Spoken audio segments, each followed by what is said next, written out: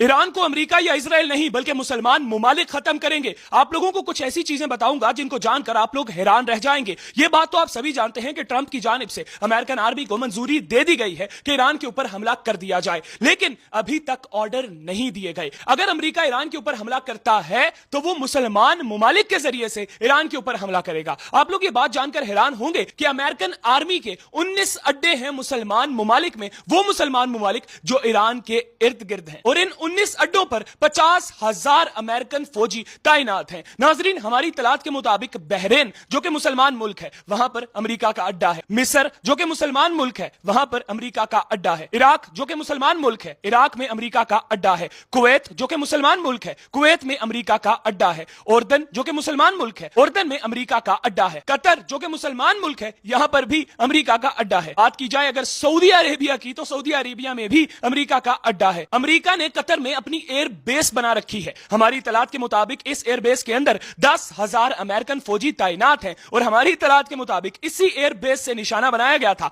Iraq को, शाम को और अफगानिस्तान को। इसके अलावा बहरीन में भी अमेरिका का एक अड्डा है जिसे यूएस नेवी का दूसरा घर कहा जाता है। यहां पर हमारी इत्तलात के मुताबिक हजारों की तादाद में अमेरिकन फौजी तैनात हैं। इस तरह के बेशुमार अड्डे हैं जो कि मुसलमान मुमालिक में मौजूद हैं।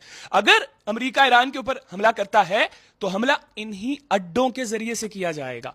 तो अगर आप ये बोलें कि अमेरिका ईरान को खत्म करेगा, गलत है। आप ये बोलें अमेरिका मुसलमान मुमालिक के जरिए से ईरान को खत्म करने की कोशिशें कर रहा है। इसके साथ ही मुझे दीजिए इजाजत। अल्लाह हाफिज।